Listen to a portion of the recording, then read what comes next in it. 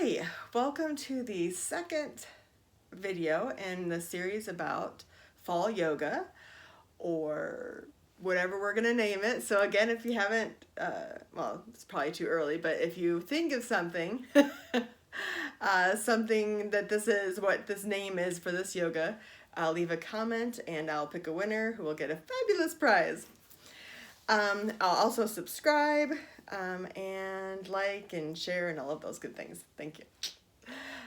Okay, so the second thing I want to talk about in this series for yoga is foundation. You'll hear this word a lot in yoga, and the foundation of a pose, or really any interaction that we have on earth, foundation for our movement and our existence and our experience of earth, is really anywhere that we're touching the ground, or whatever we're touching that brings the ground closer to us. So right now I'm standing on the floor. It's not the actual earth. But it's things were laid on top of the earth to give me this floor to stand on. So wherever we're connecting or contacting the earth is our foundation. A couple things about that. Casey Miller, the owner of the business where I work, disclaimer, she developed toe reading, which is developed out of reflexology. So in reflexology, if you've ever had it, pretend this is my foot, all the parts of your foot correspond to a different organ or area of the body. And the toes correspond to our thoughts and our emotions and all of those more ethereal things that have less matter. They're more energy than matter, put it that way. And so you can do life coaching that is based on the toes, to talk about what shows up in the toes and how that's relating to your thoughts and emotions. And the earth toes, the foundation, is really about trust in toe reading, and I find in yoga as well. So notice how you're connecting to the earth, where you touch the earth. Are you trusting? Notice where you are contacting the earth and how you press into it. Are you allowing yourself to rest on the earth, or are you lifting up? Some people are like, no, I don't want to be here. I'd rather be spirit and be up in the ethers, and their feet come up off the earth. Or are you allowing and trusting the earth to support you? And this trust is foundational. It's also related to the root chakra. And the root chakra is all of that stuff, prenatal, first year of life. Can you trust the universe, and in the case of a dependent child, your parents, or your caregivers, because to a dependent child, your caregivers are like God. And I said like, not are a God, but are like God, in that they have total control over you. So do you trust them to support you and to take care of your needs? And this level of trust, obviously parents cannot be perfect. So part of that trust of being supported by the earth and by your gods in the root chakra in the beginning of life is that now that we're adults, we know that our parents are human, and that things happen. But when you're a baby, it feels like the end of the world when your needs aren't met immediately, because it is, or it could be.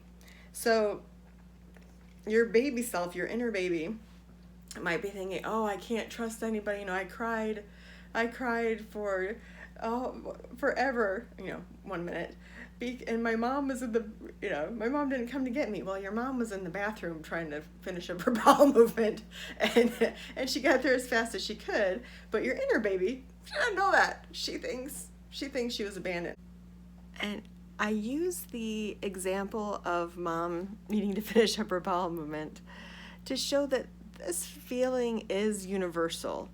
The extent to which you have this feeling varies by your trauma, and you might not be there yet, but there can be forgiveness for whatever it was that our parents did or didn't do to support us as babies, because everyone really is doing the best they can with what they know and with what they have.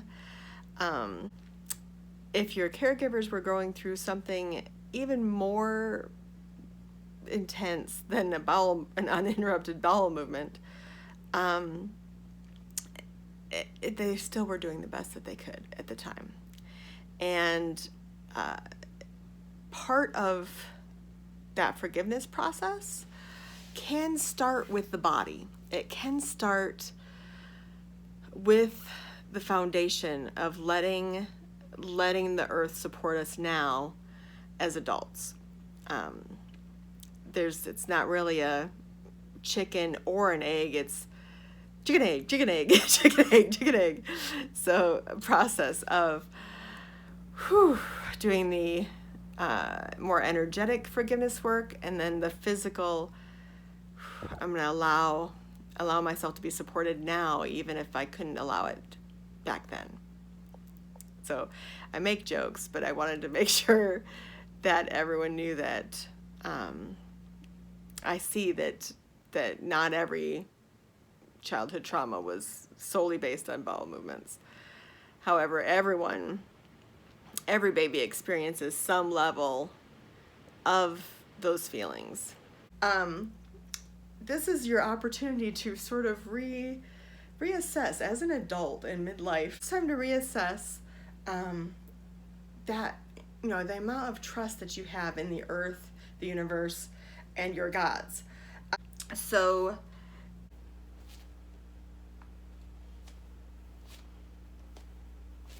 every time you're connected to the earth, sort of notice, how am I connected? Am I relaxing into the earth? Am I allowing the earth to support me? Or am I, holding up my toes and my feet and my thighs and whatever else is supposed to be touching the earth? Am I going like this, like, oh, I can't trust the earth? Or am I relaxing down into it? We talk about the 4 corners of the feet, and that means these toes, and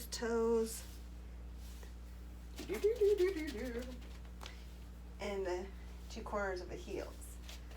So are all those corners pressing into the earth, creating that stable foundation for a pose. In this stable foundation, you can then do some balancing, but that stable foundation is needed for any of the more advanced poses. So we take this part really seriously. The foundation is not just where our feet touch the ground. It's also our legs, and it's not just the floor. It could be a seat that we're using, a cushion, or a combination of a cushion and our legs. We can include the blocks, yoga blocks, as part of our foundation. When we use yoga blocks, we're bringing the earth up to meet us, our hands, rather than taking our hands down to the earth. Our whole body can be part of the foundation if we're lying down, or a block in this case for reverse process.